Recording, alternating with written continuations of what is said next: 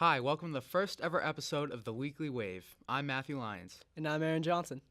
and our guest here today is Head of the History Department, Mr. Jason Scott. How are you? Okay, I'm doing great, guys. How are you? I'm doing all right. How you This is, doing? I'm Doing honored to pretty be good. here on the program. Hopefully, this is the first of many. Yeah, thank you for coming. Of course. All right. So recently, today is day 33 of the government shutdown, and on Monday, President Donald Trump he proposed a plan to the Democrats, a $5.7 billion for the border wall, 3-year protection for the 700,000 DACA residents, 3-year protection for immigrants with expiring temporary status. That means people in the country for work or for jobs. And then funding for drug detection technology and humanitarian assistance, and funding for more Border Patrol agents and immigrant judges. I know that's a mouthful, but do you believe this will actually work? So I don't. I think it's been made pretty clear by the Democrats that they're not really going to negotiate from a standpoint of anything that involves a border wall. So the likelihood that that would get through the House at least is pretty slim.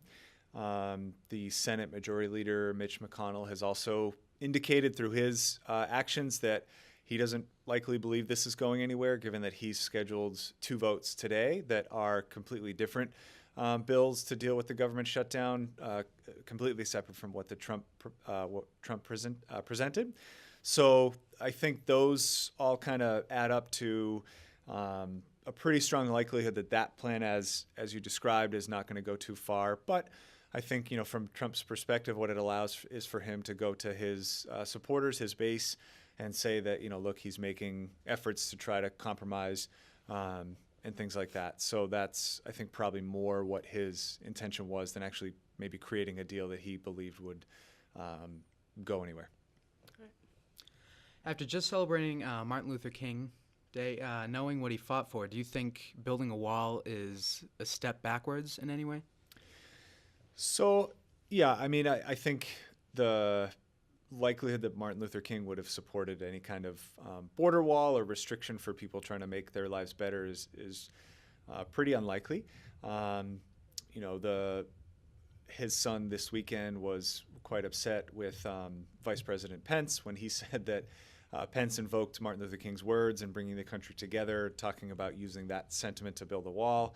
And Martin Luther King Jr.'s son said that his father was more of a bridge builder as opposed to a wall builder. So that I'll let him speak more eloquently on it than I will. Certainly, I think it also speaks to the connection of the two men and their ideals, given that most past presidents have had participated in Martin Luther King's service days. President Trump has yet to participate in a service project on these days. He came out and spoke on Monday for a few minutes at Martin Luther King's memorial. So that was his acknowledgement of the day. But so no, I don't see a lot of similarity in or a lot of likelihood that Martin Luther King would have been behind a border wall. All right, thank you so much. And I have one more question for you. Government shutdowns have happened before with President Bush. How do you feel that this government shutdown is different? Sure. So it's the most obvious way that it's different is the length. This is the longest government shutdown in history. I think you said it today is day 33 of the shutdown. So in that sense, it's the longest one. It also is a little different in the sense that certain shutdowns have had either a broader or less broad impact on the number of people furloughed or working without pay. So this one it's technically a partial government shutdown. Some federal employees are working and getting paid. Some federal employees are furloughed, so they don't work and they don't get paid at all. They're at home. And then little less than 400,000 government employees are working, but they don't get paid. So it's confusing. That's kind of the nature of government shutdowns as to why do they happen and where they come from. I think stems from the kind of broken nature of government budgets at this point, in the sense that Congress's main responsibility one of their main responsibilities is to pass a budget every year that has to get signed by the president.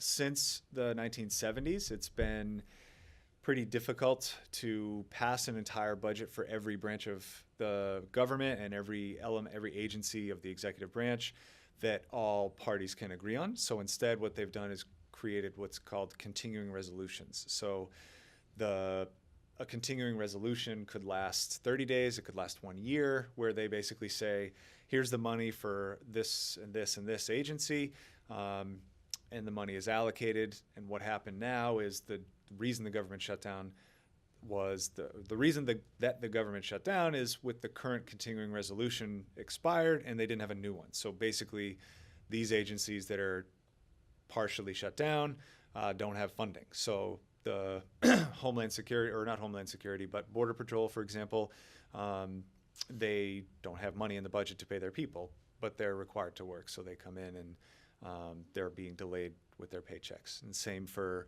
other branches, so like the federal prison system.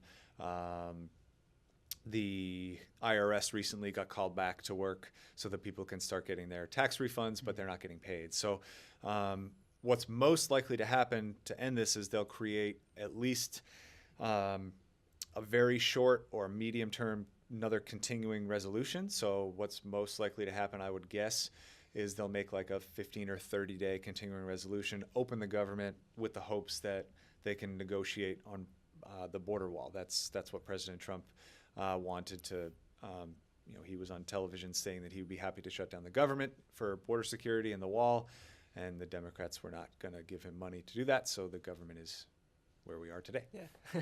Thank you. Do you think social media has allowed students to follow politics more, and have you seen a peak in the interest? Yeah, so in terms of student civic engagement, this is something that I think all students should, take an interest in, and is certainly important in all of our lives. It's something as a history department, we always try to teach civic responsibility and, the history of civics in our country and what the rights and privileges that we have as American citizens. To speak specifically to social media, it's kind of a double-edged sword.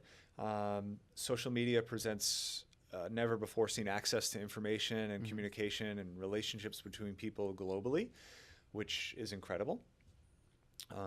But social media also allows bad actors to, spread misinformation and lies that people can potentially fall victim to. And so those two things kind of tie in well with what we're trying to do and make, civically aware and knowledgeable people that can identify what is misinformation versus what is stuff that is relevant and helpful to them. One piece of advice that I like to give anybody for social media or reading the news in general is, find a person or people that you can trust and stick to that as opposed to the latest headline grabbing, thing that might flash through in breaking news on CNN or Fox News, and those, those places have their agendas and things that they're trying to accomplish. But if you can find, a newspaper reporter or, other kind of journalist or somebody that you trust, I would go to that person before going to the latest trend.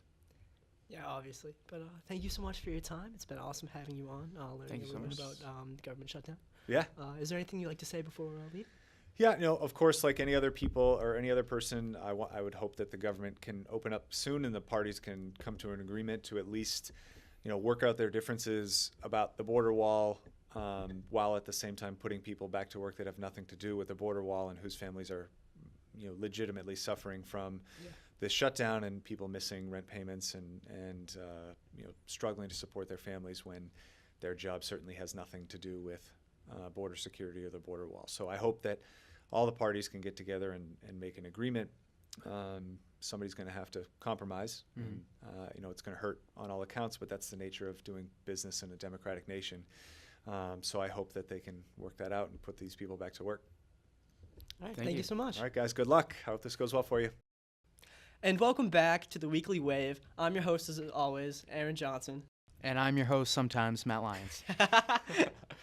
Here today we have junior captain Bobby Malloy. How you doing, Bobby? I'm feeling great. How are you guys? Good. I'm thank doing you. good. Yeah. That's great. 13 goals and 2 assists on the season. Team MVP and a unanimous South Shore League All-Star. That is insane, Bobby. How was your season? It was pretty good. I had a lot of fun. The team's awesome. Everyone's been supporting me through all of this, and I don't know. It's just been a great season. Even though we didn't do so well, it's always been fun just hanging out with my friends and stuff, and making new friends, like the freshmen coming in. It's always fun. Yeah. And how is being a captain this season? Captain was really fun. I got to be a leader, and being a leader is like the best thing. I know when I was a freshman, the seniors were always supportive, and like they were such role models for me, and I always looked up to them like they were the best, and so I just wanted to be them. And being a captain junior year, it was a accomplishment that I always wanted. And some people think like captains always boss freshmen around, and sometimes I did, but but it was just a lot of fun, because I know some of the freshmen and sophomores, Yeah. they like just look up to you, and being that role model and getting more kids like involved and like just excited about the sport. It's just a bunch of fun. That's great.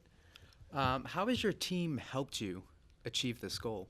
My team's helped me a lot, from coaching to the actual team. Like my teammates, they've always been super excited, and there's some rough times always, but they always pick themselves back up and get right back into it. And then when we're on the field, they know my style of play. I'm the quick one. I run up the field a lot, so they always know like, oh, we can just pass it right up the field, and hopefully Bobby will get it. Like they just know that, and the chemistry's great. And then coaching, Coach Casely and Coach Claus, they have been so supportive through all of this. They work me so hard on and off season, and it doesn't matter what they do. They've always been supportive, from going to weight rooms and stuff to like telling me I should get good grades and stuff. It doesn't even have to be soccer. It's just been all supportive. All right, that's great. I said in the beginning, I'll say it again, 13 goals. That is insane. How did you obtain such a lethal scoring ability? Training. I trained so hard over the summer, going to the fields every day for 3 hours or more, and it was just a lot of hard work. I wanted to be that number one player, and I know there was a lot of good kids on the team, and so I just thought, if I train harder than them, I'll be able to do what I've done. And it paid off. It's just all the hard work that you put in, and during practices, during the season, it's also that, like, you can't just be messing around during practice. You got to show it to the coaches, and then it'll show up on the field. Okay. You mentioned already how your team has helped you, and also the coaching staff. Is there anyone else outside of that has helped you achieve your goal and motivating? Yeah. 13 goals, I mean, must have had some help. But. Yeah. My dad, he's been my coach all my life. He has been so supportive, and it would just be every day he would tell me what I need to fix, and then we would fix it. And he's always been like the best supportive person ever. Him and my mom, they've been amazing. Like, my mom always goes to my games, every single one I've seen her at, and That's awesome. It's just a great time. Thank you so much. Yeah, thanks for being on the show. Is there anything you want to say before leaving, or are you all set? Just for anyone who is like looking to be that role model, or just looking to get better, you just got to put in the work. It's all about making sure you have the right mindset and making sure that you don't give up. Like, whatever you do, don't give up. I sure know that I have not given up. Yeah. And I'm looking, like, I've seen all the things that I've done wrong, and I'm looking at them and trying to improve on them already. So it's just, you got to work hard on it. All right. Thank you so much for your time. Thank It was you. lovely having you. Oh, thank you for having me. Hi, everyone. I'm Aaron Johnson, and this is a new segment we like to call AJ's A-List. It's recapping all the sports from the weekend. And now, today, we're going to be focusing on the Pats game. And obviously, they beat the Chiefs 37-31 in overtime. Like, what were we expecting that? Like, really? No. There was no other option. I know.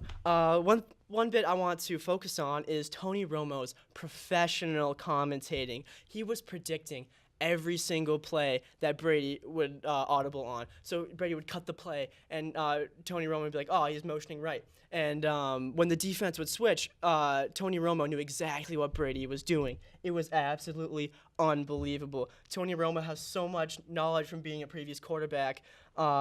It's great. Now on to the actual game. Brady had 2 interceptions, 1 touchdown. Patrick Mahomes had 3 touchdowns. Stats-wise, it looks like Brady didn't have a great game, but Brady had an awesome game. His 2 interceptions, although, went to the hands of right outside linebacker Reggie Ragland, and the other one went tipped off of Edelman's hands into the safety, Daniel Sorensen. Now, even though I'm a Pats fan, Daniel Sorensen had a great game. Many sacks, 1 interception, 1 takeaway. It was great.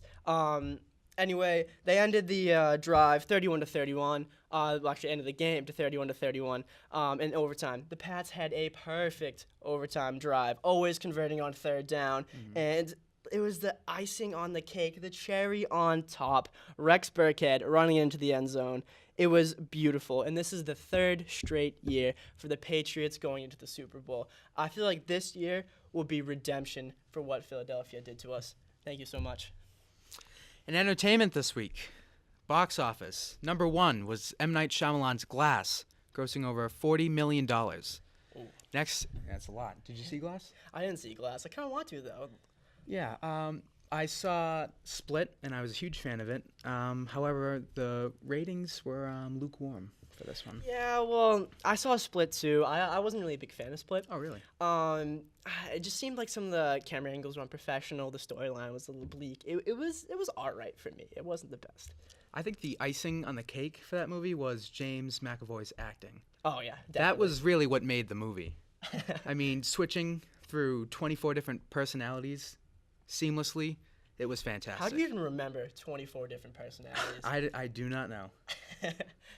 Next is The Upside, starring Bryan Cranston and Kevin Hart, which grossed over $15 million. After that is Aquaman, which grossed over $10 million. Aquaman's still in the box office? It is, yeah. Wow. Next is Dragon Ball Super Brawly. Have you heard of this one? I've never heard of that one. I have not either, which grossed over $9 million. And then it is Spider-Man Into the Spider-Verse, which grossed over $7 million. Wow. Have you seen any of those movies? I've not seen any of the movies. I really don't go to the movies often. But I'm still surprised that Aquaman is in the box office. Like, didn't that come out in, like, mid-December? Yes, it did. Yeah. In other news, the Oscar nominees have been released, and Aquaman has become Warner Brothers' 5th billion-dollar picture. That is a lot of money. A lot of money. What would you do with $1 billion, Matt? That's a great question. I would probably...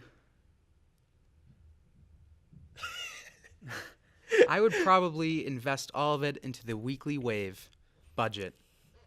What about you? I wouldn't invest it all in the Weekly Wave. Maybe like 50-50, have my own personal life, things like that. But, yeah. That is your week in entertainment. Thanks for watching. Tune in next week to see an all-new episode of The Weekly Wave. And make sure to follow us on Twitter, Instagram, Facebook, and now our new YouTube. We'll see you next week. Goodbye.